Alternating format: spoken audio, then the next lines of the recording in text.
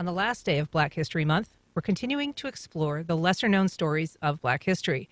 Today, those stories are being curated for the classroom by local Duval County students.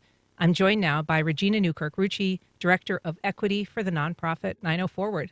Hi, ReGina. Good morning, Ann. How are you? Very good. Thanks for being here. I'm also joined by local high school student Zuri and her mom, Ariana Randolph. Good morning to both of you. Good morning. Good morning. Thanks for being here. And to our listeners, did your education include Black history? Did it end with the civil rights movement? Do you think more recent events should be included? Join our conversation. Call us at 904-549-2937 or send an email to firstcoastconnect@wjct.org. You can also reach us on social media, Facebook, Instagram, and X. ReGina, it's not exactly an easy time to be introducing Black history lessons to Florida classrooms. A little bit of a hot topic these days. It is. And I think that it's important to talk about when topics are hot. That means there is an issue, there's a point to be discussed, and I think all viewpoints need to be included in that discussion. And at 90 Forward, we're always excited to be at the table for that. And so what made 90 Forward want to tackle this particular controversy, this issue, and bring students into it? I have to say, as much as I would like to take credit for it, it didn't come from us. So as a part of our work, we sponsored trips to the Equal Justice Initiative in Montgomery, Alabama. And we took a group of students. And one of the things that we asked them to do was to create an exhibit that you would add to the collection in the museum that we saw.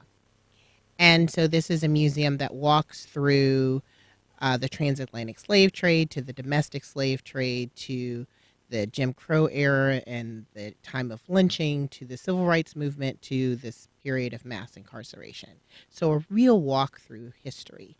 And so a consistent remark was, why is this the first time we're hearing about all of this? And so the students themselves came up with the idea, we would create a curriculum for middle school students because we think that's the age when you really should be learning about all of this information.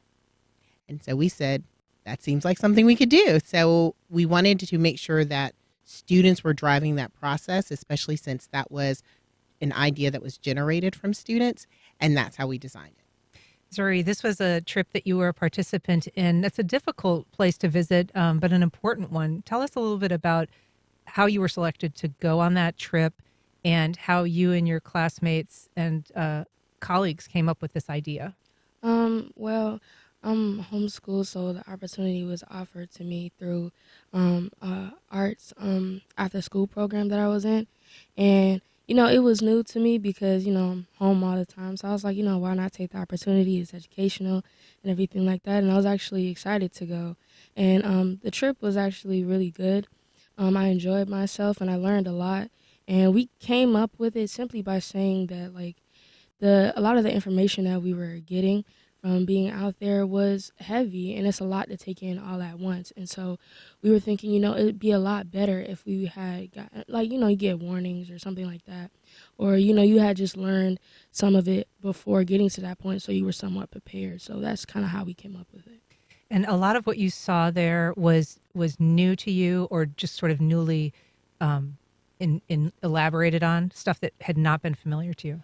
It's like a lot of it I was like somewhat familiar on, but the depth that they went in on a lot of the topics and situations, it was like a lot of that was new to me. I hadn't experienced it in that kind of light in the way that they put it out there. And the goal for your curriculum that you helped create is to bring some of that information to kids as early as 6th grade. I know that there's been a lot of conversation about when some of those things should be introduced to kids. And generally, there's a perception that some of that, it might be too soon as a 6th grader. Talk a little bit about how you feel about when is the right age to hear some of these very difficult subjects. I think that, honestly, I don't know if you could really say if there's a right age or if there's a certain place to start. Because if we're being honest, these kinds of situations, we, as kids can be exposed to them early.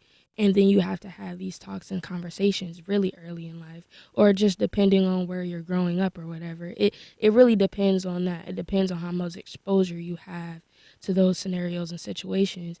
So there really isn't a perfect time, but I think that middle school is a good time when you're getting exposed to enough of American history to be exposed to certain points of Black history. And Ariana, as a mom, how did you, in terms of homeschooling, how do you determine when is an appropriate time, especially when there's a lot of difficult subjects happening in the real world today? How do you decide when is an appropriate time to talk about difficult subjects from the past?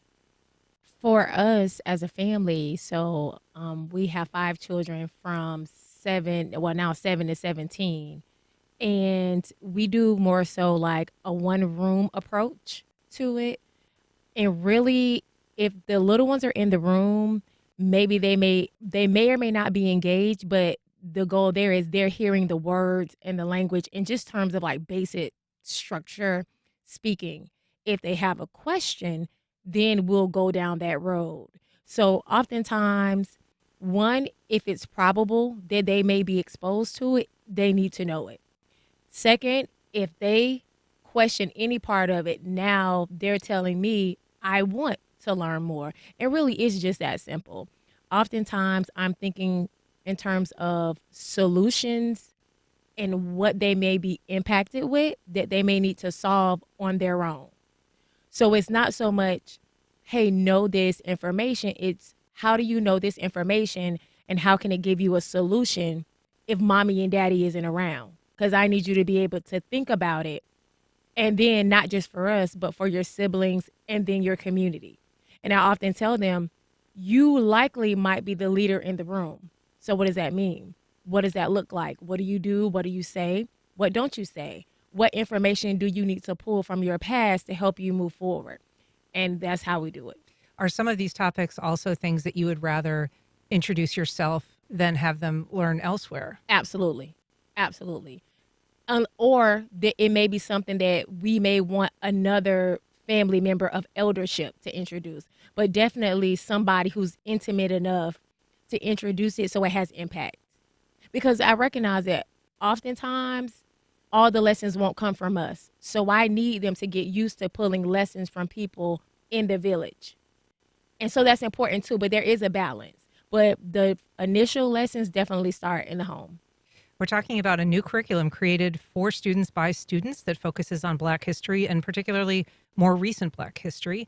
Do you think more recent events should be included in teaching Black history? Join our conversation. Give us a call at 904-549-2937 or send an email to firstcoastconnect@wjct.org.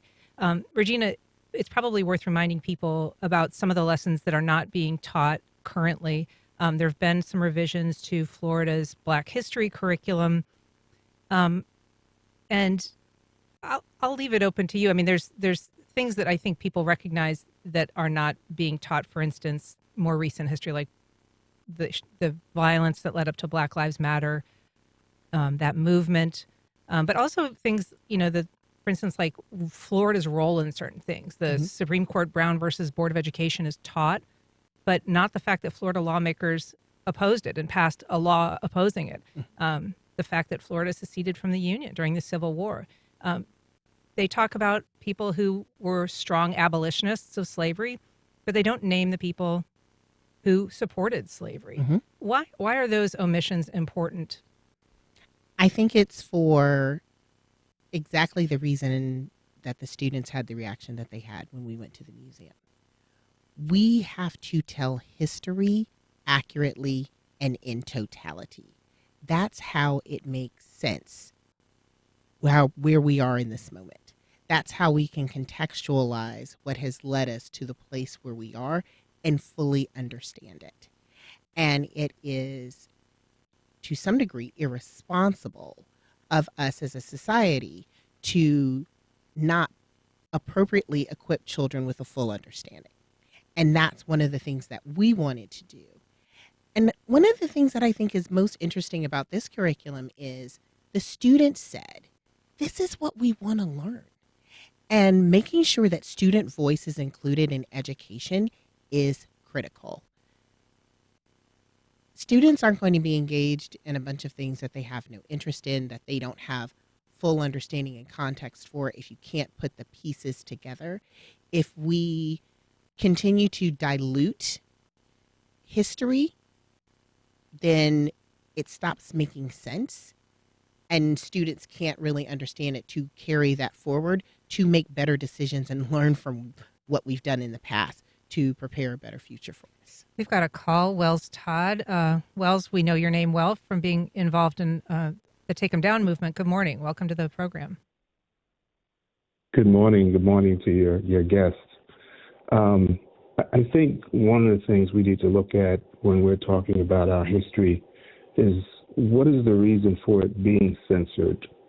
I think that once people understand what has happened to African Americans in this country and the history of African Americans in this country, all people will better understand the current condition that exists in this country for African Americans and better understand that the system that we live under, racism, has been embedded in all of our institutions.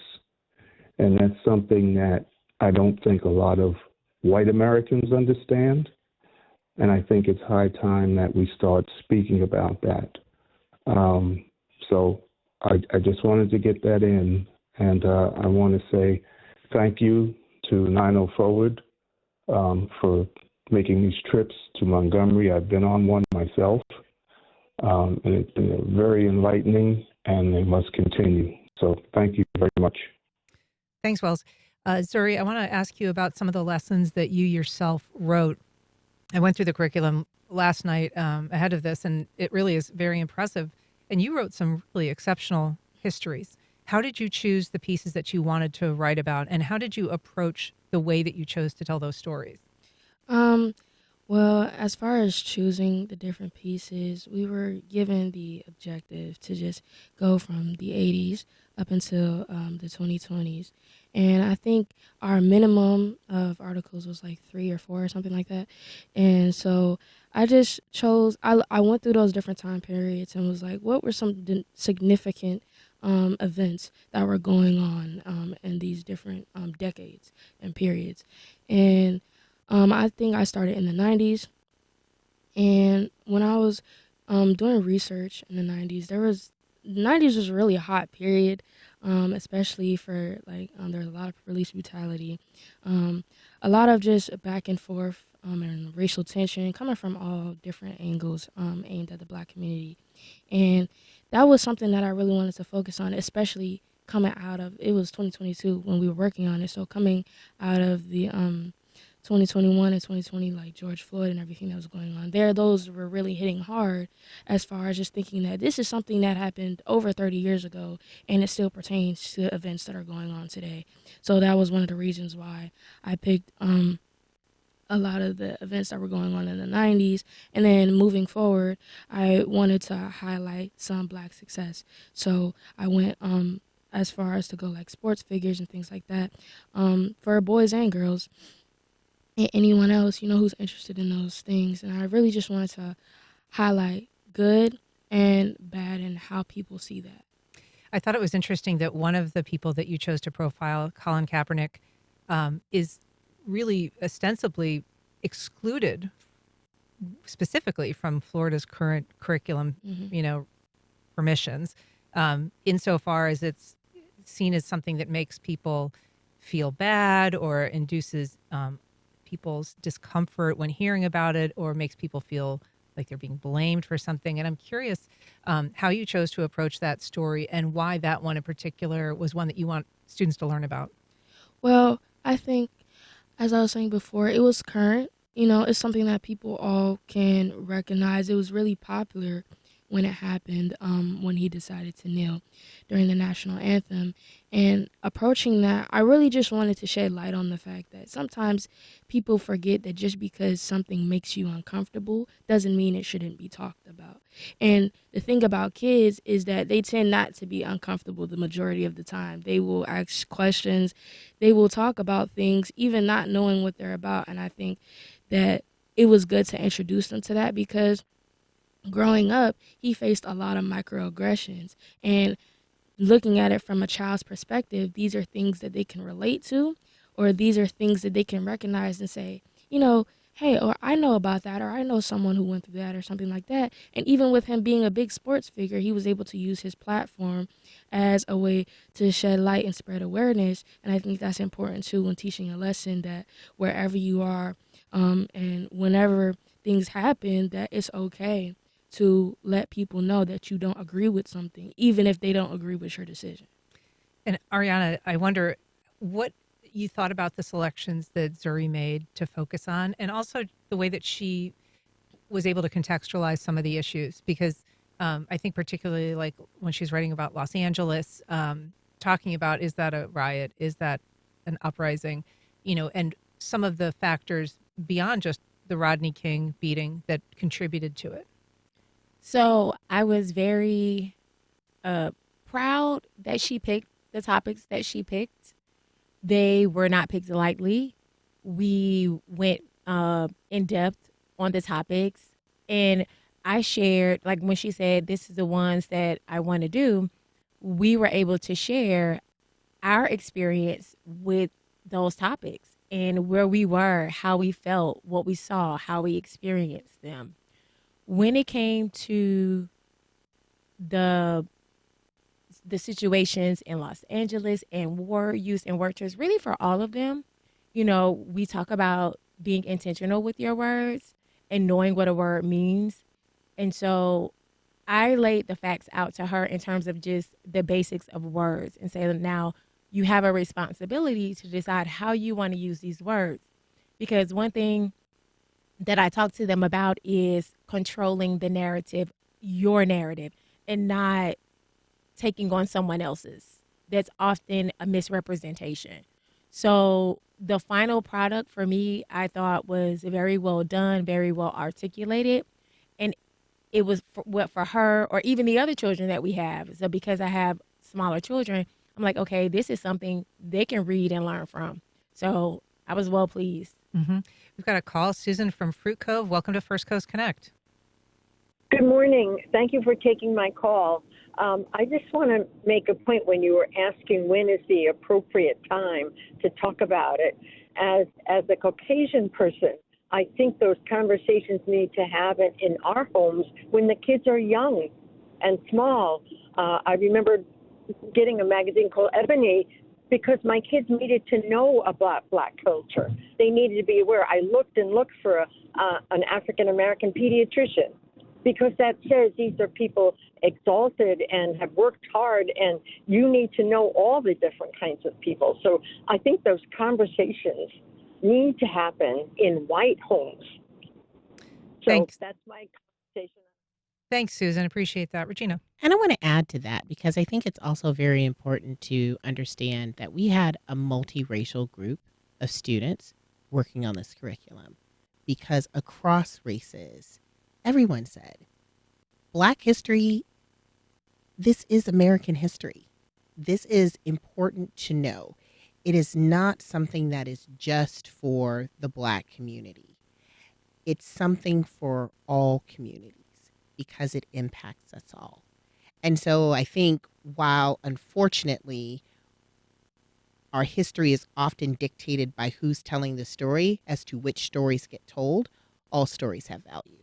And we recognize that, and we want to make sure that more of our stories, all of our stories, are being shared and understood in the community. And that goes across races. And this curriculum, I mean, we should talk a little bit about how people could access it if they wanted to. But I also wonder if you have any expectation that it will end up in public schools in Florida being taught. We really looked at what the laws were, the different ways that the curriculum could be used. The curriculum can be used, for instance, in reading class for reading text. So it meets standards as far as literature standards. It could also be used as far as history and social studies. We certainly encourage teachers to A, read the law, and B, make the best decisions for their classrooms. But this is also available beyond Florida. So one of the things that I also want to really emphasize is that we had 4 students, 3 student writers, 1 student artist, And then we had a curriculum director and then an art director who were working with the students. Those 6 people are the people who get paid for the profits from this curriculum. So because we required the students to work as professionals, to deliver high quality curricula that had rigor that would meet middle school standards, we wanted to treat them as professionals as well as to recognize the value of their work. And so those are for sale. They are for sale on our website, www.90forward.org. Under resources, you can purchase it directly there. You can also, if you're a teacher and you would prefer to have Google Slides, we do have an account on Teachers Pay Teachers where teachers can purchase it as well. So it's not just limited to Florida. Obviously, we have a lot to talk about in this state regarding this topic, but we want this available everywhere because we think it's important for all people to know. We have a comment. Tom on Facebook says it's important to also include Jim Crow, lynching, redlining, and segregation. It also needs to include Black leaders other than the Reverend Dr. Martin Luther King. None of these were covered in my school education except for a passing reference to segregation as it related to the Rosa Parks story.